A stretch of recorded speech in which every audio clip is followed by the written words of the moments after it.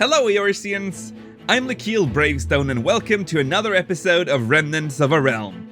In the previous episode we looked back at the windy meadows of Lower Lenosha, including Ocean's Torch and Moraby Bay.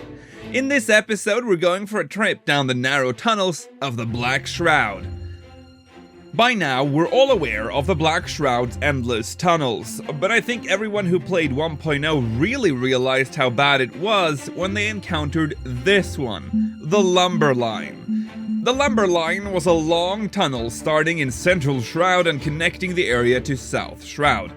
The tunnel was so long, in fact, the devs saw it fit to place a settlement in the middle of it.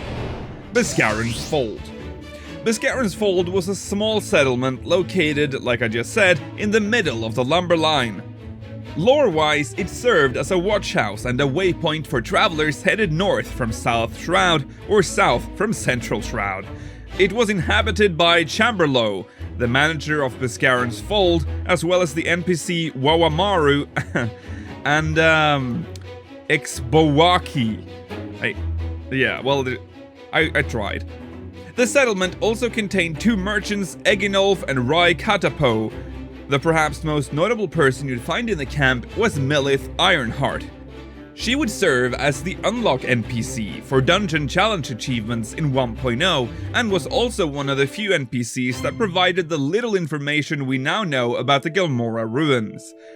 Following the Lumber Line for quite a while, you'd finally enter South Shroud, and almost immediately you'd encounter Camp Tranquil in what was then called Tranquil Paths.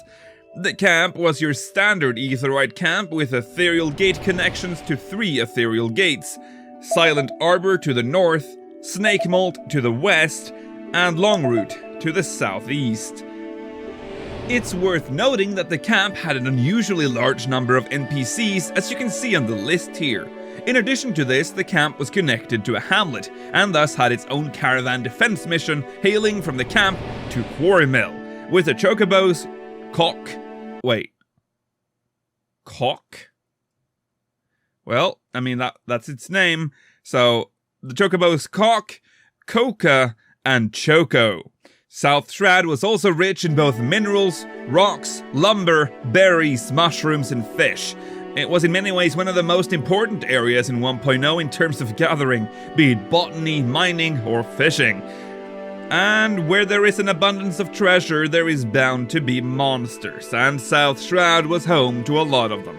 The zone's monsters would range from level 30 to 70 depending on where you were in the zone. Camp Tranquil was recommended for level 30 and up.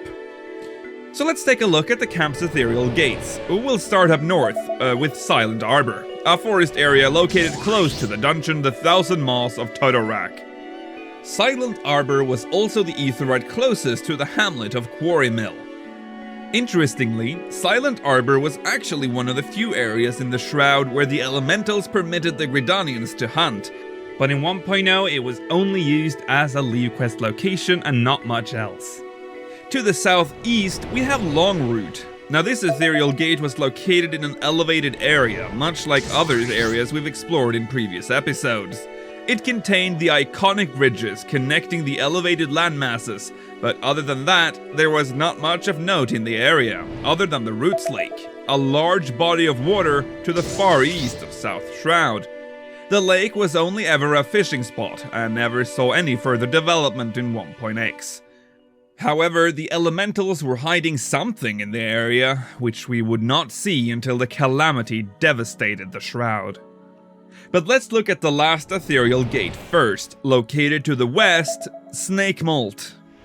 Snakemolt was a grove located at a higher level than Tranquil Paths, just like Longroot.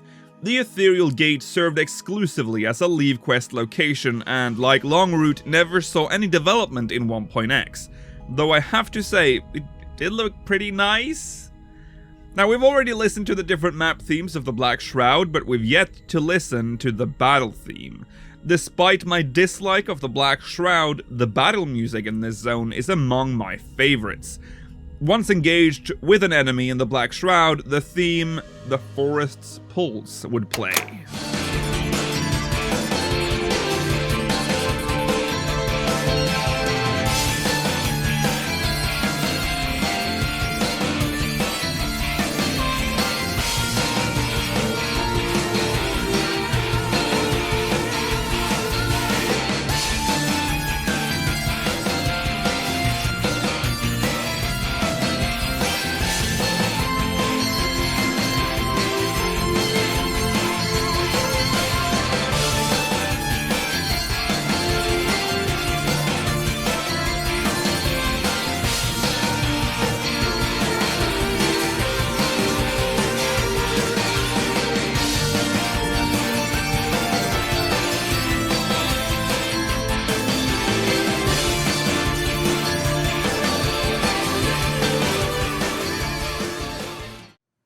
As the 6th Astral Era came to a close, no zone saw more extensive damage than the Black Shroud.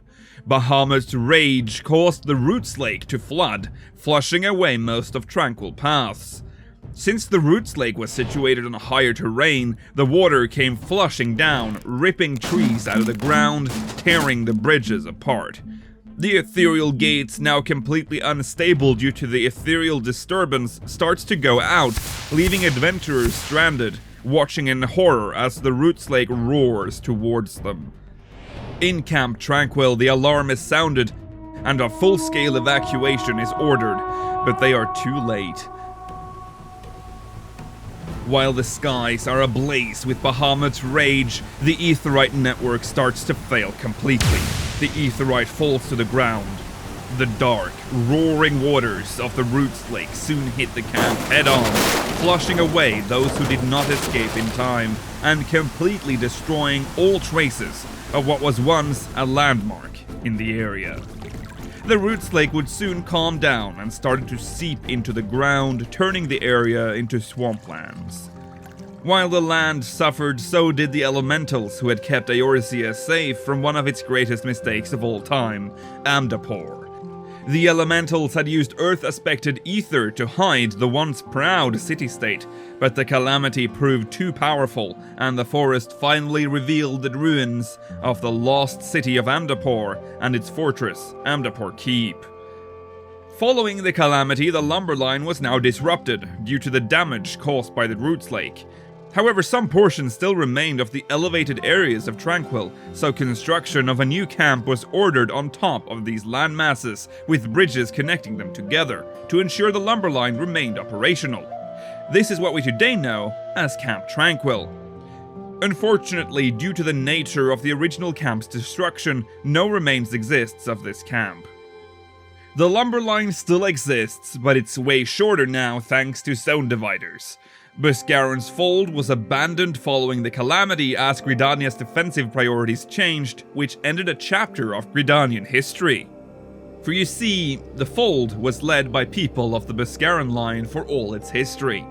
So once the fold was declared obsolete, the Buscarron stacks established a new settlement called Buscarron's Druthers, close to the fold's original location. The ruins of the abandoned Buscarron's fold can be located to the north of Buscarron's Druthers, now called Buscarron's Scar. So that's a legit 1.0 ruin, so go check that out if you haven't already.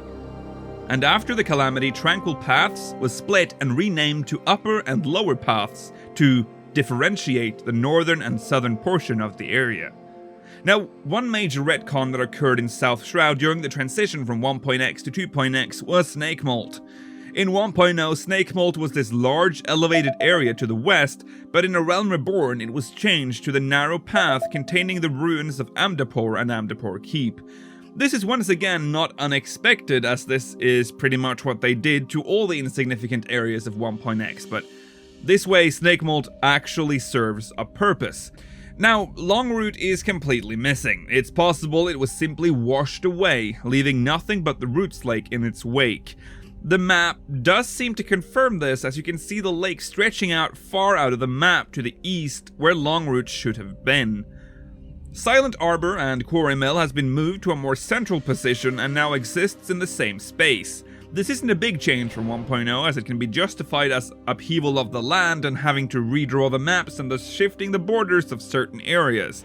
However, the Montai were nowhere near the South Shroud, but we've already talked about that in the previous episode. Whew, and wow, look at that, we're at the end once again. Thank you so much for watching, I hope you enjoyed this episode. Leave a like if you did, and subscribe if you want more. Also let me know in the comments what you think about South Shroud's fate and how it looked in 1.0. Do you have any fond memories of the place? Does anyone have any fond memories of 1.0 Shroud? I'll be back in the next episode of Remnants of a Realm. See you there, and may you ever walk in the light of the crystal.